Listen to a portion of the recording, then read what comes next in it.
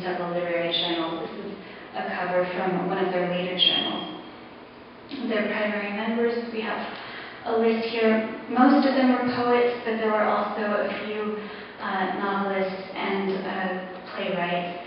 And they were from all over the Republic of Mexico, from the north of Mexico down into the south. Carlos Pellicer, for example, and Jorge Cuesta were from Tabasco and Veracruz, the states of Tabasco and Veracruz. And then of these members, I would like to especially make note of Salvador Novo and Javier Villarrutia, because they were chroniclers and poets, but they also became some of the most institutional members of the group. All of these members of the group participated in one form or another in the government. Several of these men held diplomatic posts and traveled all over the world, so they were not just artists, they were also politicians and educators. But Salvador Novo and Javier Villarrutia, there's a typo, there should be an extra R on Villarrutia, please excuse that. They become institutionalized in Mexican letters in the sense that Salvador Novo now, if you know Mexico City and the theater in Mexico City at all, the national theater is called the Teatro Salvador Novo. So he's the person or one of the main figures in Mexican theater. And Javier Villarrutia was one of the most important poets of the time. Some of his most important works were the Nocturnes from 1933 and Nostalgia de la Muerte from 1938. One of the first major Mexican literary prizes is the Premio Javier Villarrutia, which is inaugurated in 1955, and pretty much all the important 20th century writers that we know of today have received this prize at one point or another. So they become very, very part of the institutional revolutionary project in Mexico. And we should also remember that there's a Ministry of Culture in Mexico, and I think that's something that maybe we should think about afterwards for discussion. No such thing exists in the United States, correct? I mean, when Barack Obama first came into office, Quincy Jones was saying, maybe you should consider a Ministry of Culture. That quickly got tabled. However, in almost all the countries in Latin America and in Europe, we have a Ministry of Culture. So apart from that, apart from these, another important piece of information about these two poets is that they were both openly gay, which is a bit of a paradox considering Mexico, in this hyper-nationalist moment of Mexico, it's also a hyper-masculine moment, it's hyper-machista, and not particularly friendly to gays or to homosexuality in general. And so I find it a bit paradoxical then that, and very quite interesting, frankly, that these two men that were openly gay would become such important institutional literary figures. Another very, very important member of this movement is Antonia Rivas Mercado. I don't know if any of you have heard of her or know of her work. A couple of people. Yes. So Antonia Rivas Mercado is extremely interesting because she's the main patron of the Contemporaneos. She comes from a very rich family, and she provides a lot of the funding and helps to found the Teatro Ulises. She's also the lover of Jose Vasconcelos. And she lived a quite colorful, dramatic life. She was dramatic in life as well as in art. And with the Teatro Ulises, which only lasted for 1 month, they modernized, to call it that way, they modernized theater in Mexico in the sense that they brought, they didn't just import any European playwright, but they were the productions that they were doing were of the avant-garde playwrights of the moment and the high modernists. So they did productions of Strindberg and of Jean Cocteau, for example. She is also quite interesting in the sense that she decides in one last dramatic move to commit suicide in the Notre Dame Cathedral of Paris by shooting herself with the gun that Vasconcelos gave her. So she's a quite colorful character, and we can talk about her more if you like. But I thought that she was especially interesting and important to include in all of this, and this photograph is by Tina Molotti. Now, another current in literature at the time is the novel of the Mexican Revolution. And for most people that have grown up in Mexico have read at least one of these novels because they're so exemplary and so definitive in terms of defining Mexican history, 20th century Mexican history, and as well as Mexican literature. So much of the literature that follows, the narrative that follows, is often a reply or rereading of the revolution. It's social realism style, and it fictionalizes key moments from the conflict. The major works are The Underdogs by Maria Mazuela, and I don't know if any of you attended the film festival on Saturday, but one of the other famous novels, Vámonos con Pancho Villa, was later converted into a film that we screened on Saturday as part of the film festival, Vámonos con Pancho Villa, and it became part of the revolutionary film trilogy. And we'll come back to that also because of its relationship to music. Another important novel is by Nelly Campobello, Cartucho. And then to give perspective from the South is Campamento by Gregorio López y Fuentes. Turning back to Nelly Campobello, again, she's another interesting figure because she's the only female that's writing about the Mexican Revolution and publishing about the Mexican Revolution. And then Cartucho is especially interesting as a novel because it's written from the perspective of an 8 or 9-year-old little girl. So a radically different perspective on the Mexican Revolution within the genre of the revolutionary novel. And so, as I was saying, many posterior novelists will revisit the revolution in one way or another, and these are a couple of examples. We have Old Gringo by Carlos Fuentes, and then Laura Esquivel, Like Water for Chocolate. Is considered the first truly avant-garde movement in Mexico. Avant-garde in the sense that it's really trying to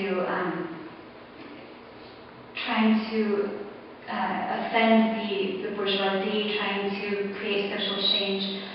They're also considered the first performance artists, and it was a group of artists, writers, intellectuals that included music, art, dance, photography, and they were also very interested in mass culture production, so they were involved in advertising as well.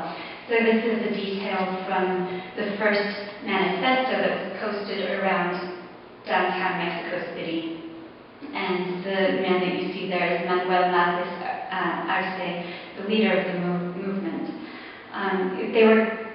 The Estridentistas had a very intense rivalry with the Contemporaneos, and we can talk about that later if you like.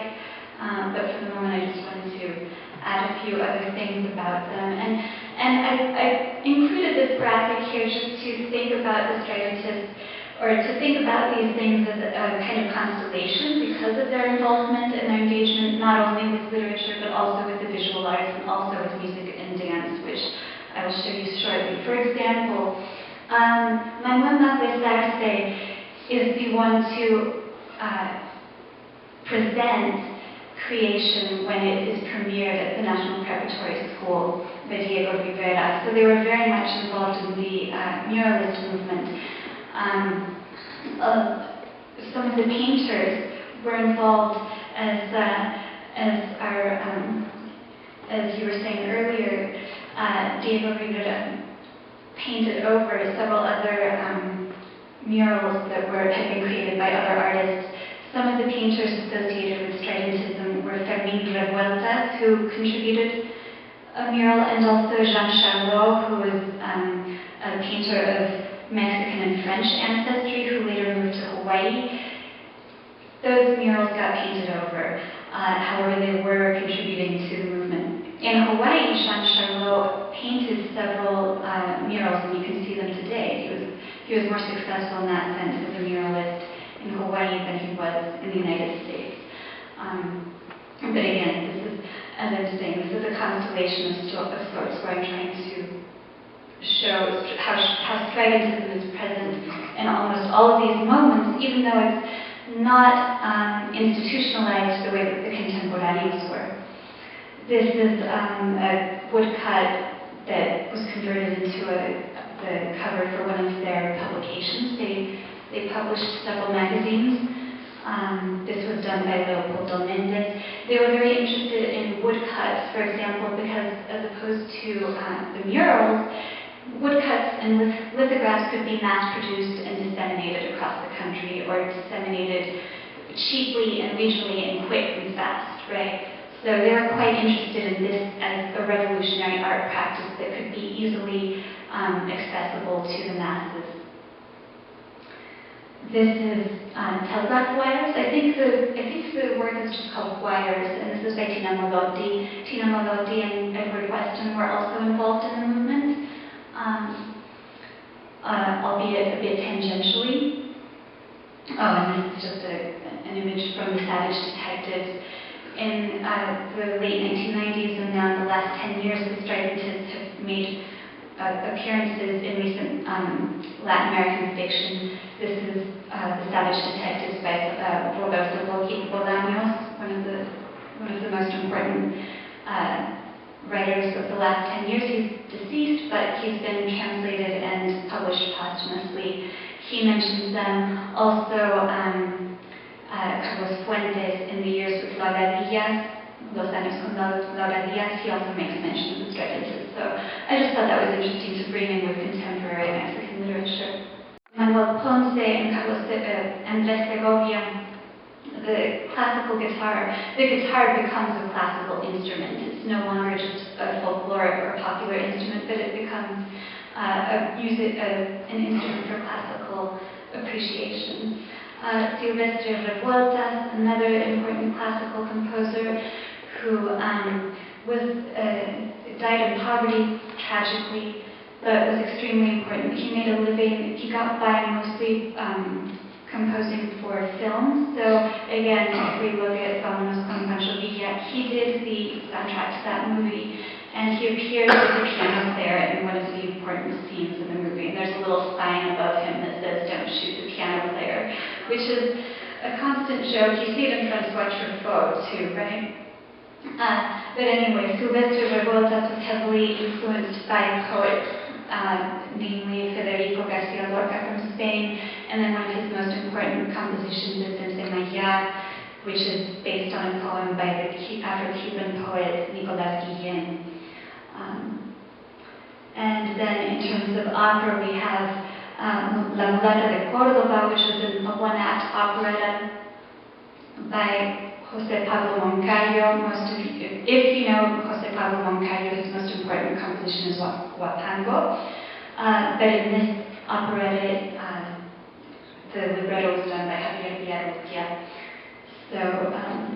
So I just wanted to bring those in to relate that to Florencia en el Amazonas by Daniel Catan, which we will be presenting, or the Utah Opera will be presenting in January. And then moving on to dance, Nelly Campobello and her sister Gloria. As I said earlier, Nelly Campobello wrote the novel Cartucho, but she was also a very accomplished dancer. She and her sister, those two women basically established the national dance school in Mexico, the Escuela Nacional de Danza. And it's because of them that all over the Mexican Republic you have a dance department, a department for dance and folkloric, modern dance and folkloric dance. And then, of course, we can relate her to the Ballet Folclórico de Amalia Hernández. Amalia Hernández was a student of the National Dance School and then founded her own company, and then was picked up by the tourism ministry. So with the Ballet Folclórico, you have a dance that's made for export, a cultural product that's now exported to other countries. And then finally, if you'll permit me, I just wanted to show a brief clip of Minerva Tapia. She's a contemporary dancer and choreographer in Tijuana, and she does a lot of what she calls border dances. One of her pieces is called Undocumented Dance. Okay, well, please check her out. She does some very interesting work. Undocumented Dance is one of her pieces. She also did one just recently called Ellas Danzan Solas, which is inspired by a very famous song by Sting from the 1980s about the Chilean dictatorship. So you should definitely check her out. Thank you very much.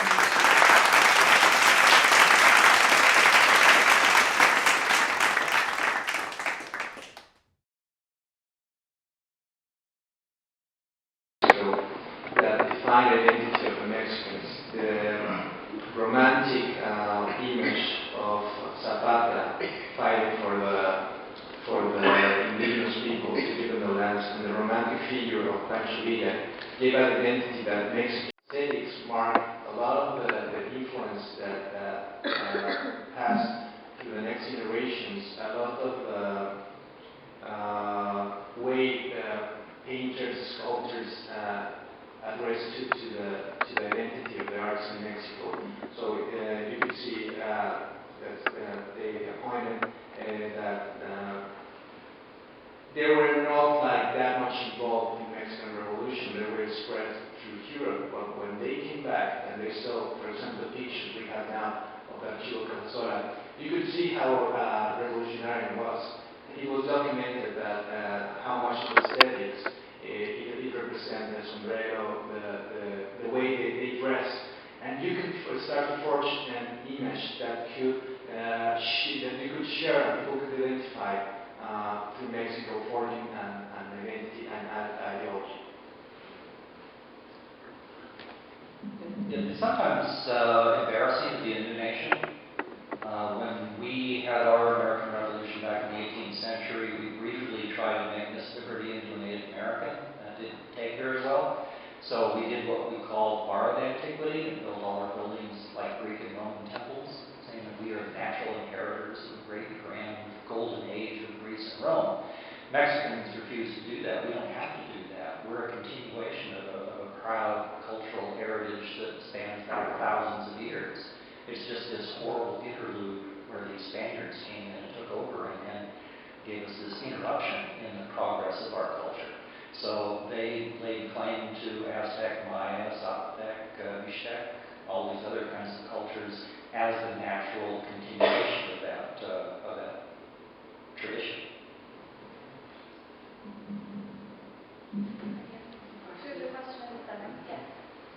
Would a young person in Mexico today know anything about Salt Lake or Pablo Rodriguez?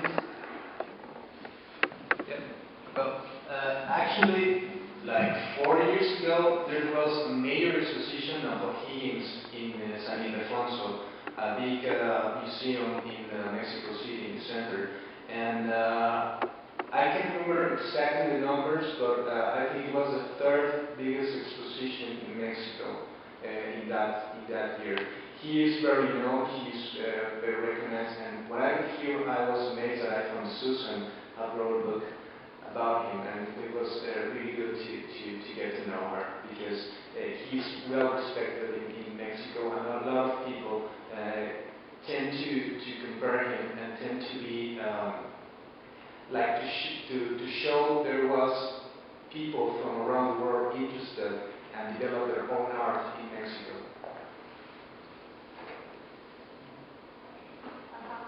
Yeah, so it seemed like from learning about the post-revolution art that there was a lot of continuing reaction against the bourgeoisie. Can you comment on the status of the social classes following the labor and land and education reform, which I assume was kind of implicit with the rewriting of the Constitution in 1917? Like, I would just like to hear about kind of how that process, like how long did it take for that kind of upper class to change, and why was there kind of a continuing artistic reaction to it? Thank you.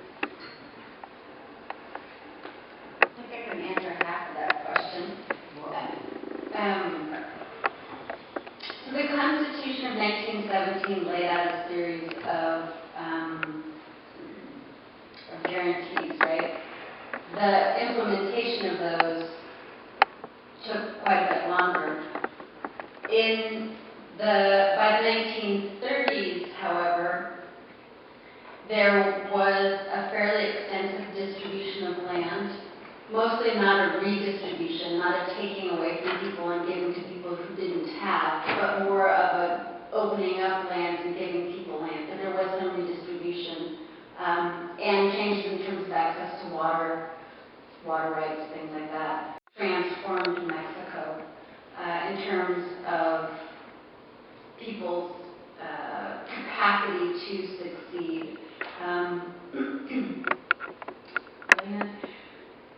And the labor rights took a while to implement as well. And I think that along with the laws, it's important to understand that there was a labor movement that in some ways, made it so that lawmakers passed this Constitution, but that labor movement continued to mobilize and to eventually ally itself quite closely with the Mexican government to some degree to its benefit. So, in the 30s and the 40s, there was quite a bit of success. But the way you posed it was, when did people sort of overthrow this bourgeoisie? And I don't think that happened. Or it didn't happen, sorry. Well, isn't it true most historians say that true revolutions start with the middle class? They tend.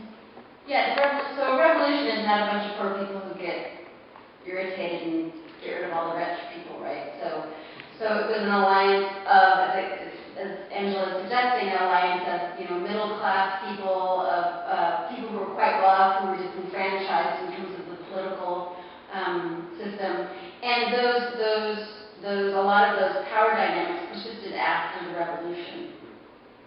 So, does that answer your question? Yeah. You had a lot on your mind there, so. Yeah, I'm sorry, that was long. Yeah, no, that's good. It's good to think out loud. You also can't confuse art with reality. And if you're looking at the history of Mexico through the eyes of Diego Rivera and Frida Kahlo and David Siqueiros, Siqueiros was a Stalinist, Frida Kahlo was mostly Trotskyite. These are Marxists. And they all saw the revolution as either ongoing or failed. And they continue to fight against the governments that existed, particularly Siqueiros. Orozco was a little bit more non-political in things, but basically they would see that the revolution continues in its slow progress.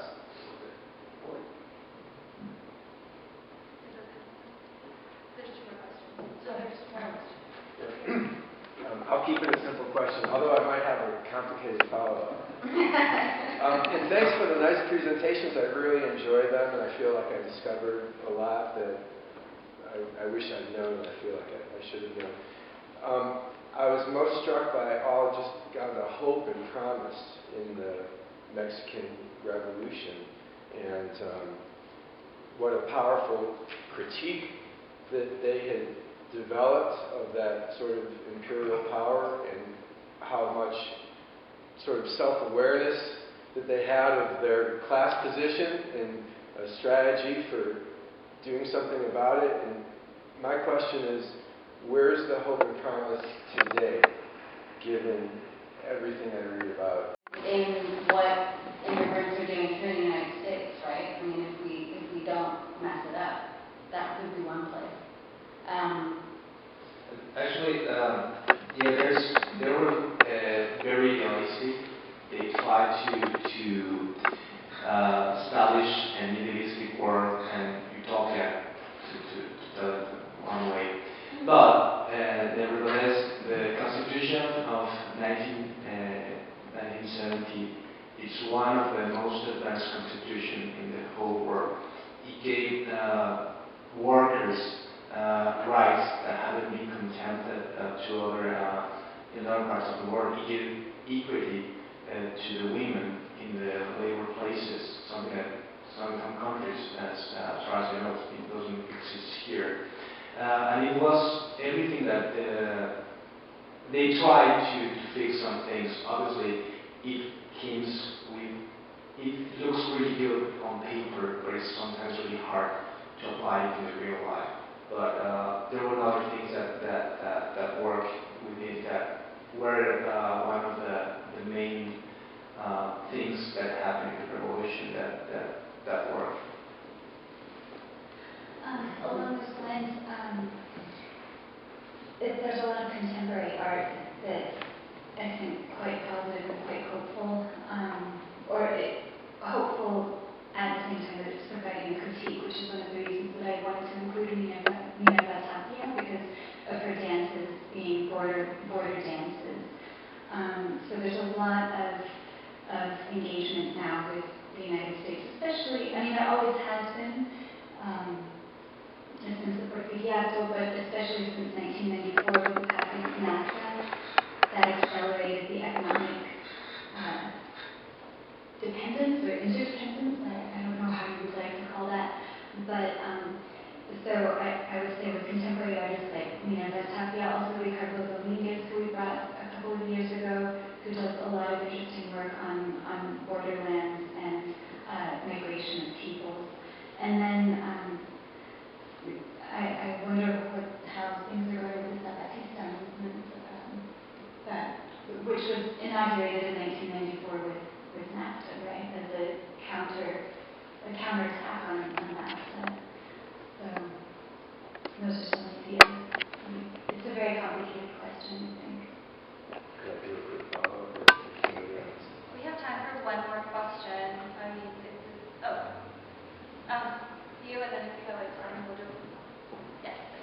So during the 1968 Summer Olympics, when 300 demonstrators were killed, how much of that was suppressed from the rest of the world?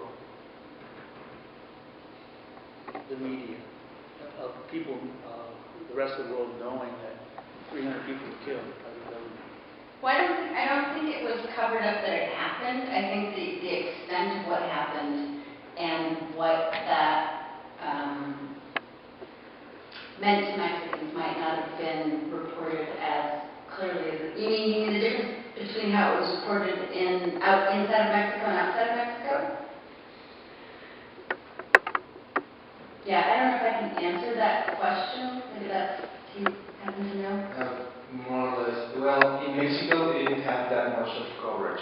So, in the world, it happened the same. In Mexico, they reported there were some riots of some students, and some, I think it was like 12 got killed. Obviously, the story proved wrong. And that was the report they told about the war, because everybody was concerned about the Olympics that were going to happen in 2 weeks, I think. So they didn't try to make that much of a deal, because it wasn't a really big deal. So the information they gave to the Mexican society was the same that they give to the foreign. Obviously, the eyes of the world were in Mexico, and that's one of the ways they try to cover it. We just inform what we already informed to the Mexicans. And since there were all sorts of international reporters there, some of the information that got out about what happened got out through AP reporters. So in some ways, that international connection facilitated the circulation of information within Mexico. I mean, not to give them all credit, but it's complicated about that moment and revisiting that moment and more criticism on that historic moment that's treating it in a way that the Argentinians were doing in the 90s and that the Chileans were doing in the 90s with post-dictatorship. So there's some interesting works coming out now. Cementerio de Papel is a novel that came out in 2002, but was adapted as a film in about 2009, I believe. So that's an ongoing issue that I think Mexicans are trying to deal with also. A trauma that is only really beginning to get dealt with. And also this movie that was like a breakthrough about what happened in 68,